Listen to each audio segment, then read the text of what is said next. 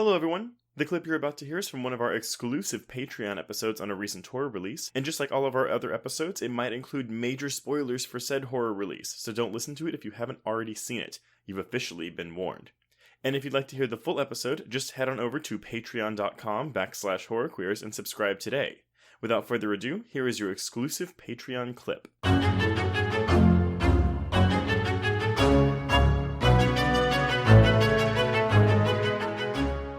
But the main characters go through a lot of body trauma and really brush it off quite quickly. This is true. We do see a lot of belts tightening and like bones being snapped back into place and stuff. But yeah, like to me, that was actually one of the biggest selling features that I walked out with. Mm-hmm. Nobody's getting like a scratch on the arm in this movie. Like people are losing fucking limbs, and it is. I mean, like, I love the dedication to that. No, well, okay, so it's coming up, but I want to talk about some of the things these alligators do. But no, so because you walk into sure, by all means, let's talk about the dad. No. I was gonna say so the first appearance of the alligator, because obviously you're in this movie, you know what you're getting into, you know what's gonna happen. But I love how the movie like delays until because I was like, when is this alligator gonna show up? It's gonna happen soon. Yeah.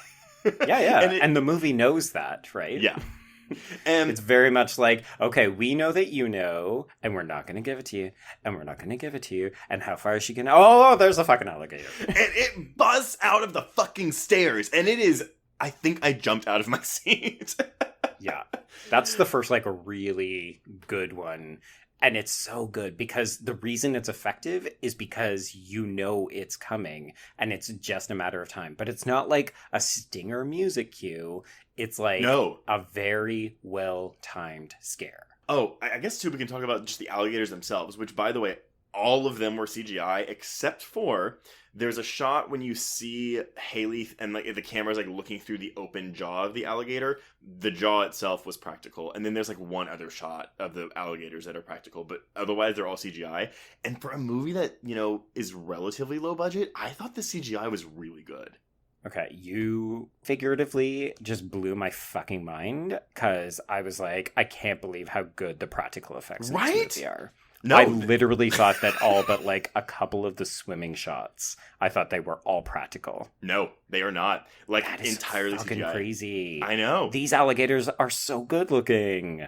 Well, and I think there's actually an interview with Aja on Bloody Disgusting, and he basically says, like, you know, going back to Alligator, the movie Alligator, you know, that alligator is practical, but when it's walking on the land, it looks fake, and I don't mind that. It's very slow and kind of lumbers. Yes, but whereas these things, like, basically he was like, you couldn't give the realistic motion of an alligator unless we did CGI. It wouldn't work. And because they're always moving, like, there wasn't really much space to use practical effects. Okay, I have so many questions now. Like, well, just I'm thinking about these performances because I can't imagine how difficult it would be to then they're probably acting against like tennis balls on sticks, and it's like, imagine a giant like 12-foot alligator with a mouth that opens like 4 feet. Mm-hmm. Like, that's crazy. I mean, it kind of makes, and we'll talk about the performances. I'm aware that you were not enthralled with Barry Pepper's performance in this movie. But... I have a list of alternatives I'm ready to discuss. Okay. But either way, but again, both of them working. Granted, Scodelario does more of the heavy lifting because she has, like, obviously more action-y things to do in this movie. Yeah. But the reveal of the second alligator... Yes. My jaw dropped. I was like, "What?" Yeah. Well, because... I feel like we're always conditioned that in a first film, like we just talked about this with Lake Placid, you always anticipate that a first film will have a creature, right? Like it's a crocodile, it's a alligator, it's a anaconda, which is funny because in hindsight, I'm now thinking back to it, and all of those movies always end up having a second one. Yeah, I was gonna say Anaconda has multiples. And yeah, you're right. But it's interesting, right? Because you always just think, well, if it's more than one, there's no way these people could possibly survive. And like, I lost count on how many alligators are in this film. But the appearance of that second one is it's honestly so good. Like, it's another really well-timed piece, but it's partially because in that case, the scare is coming from the fact that your attention is deflected, right? Like, you're focused on the other one, so you're not... It never even occurred to me that she should be on the lookout for another one, because you're thinking, well, no. Like...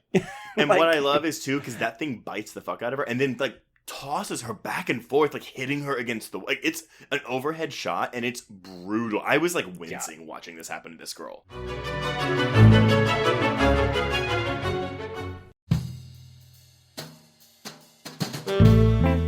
Get in, losers. This is the Lady Killers, a Feminine Rage podcast. I'm Jen. I'm Sammy. I'm Rocco. And I'm May. Our podcast is a tribute to the female-identifying killers in horror and more. Each episode will feature us, your Supreme Court of female murderers, discussing our favorite lady killers, from your Julias and Jennifers to your Carries and Christines. We'll tell her story, decide if it's good for her horror, and answer the most important question of all: would we die for her? Join us on Thursdays as we pull on our sweaters, snatch our ice picks, sharpen our scissors, and honor the lady killers who live on the silver screen. No boys were harmed in the making of this podcast. Yet.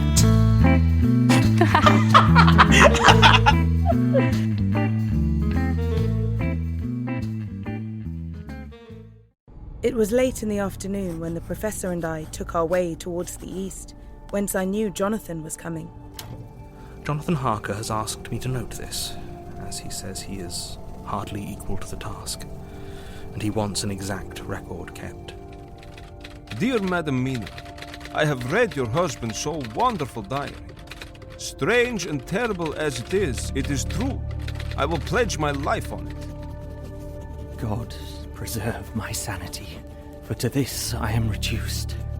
Safety and the assurance of safety are things of the past.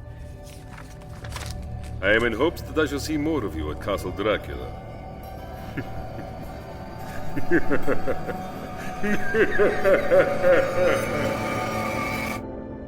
Listen to Regarding Dracula wherever you listen to podcasts, or find us online at bloody.fm.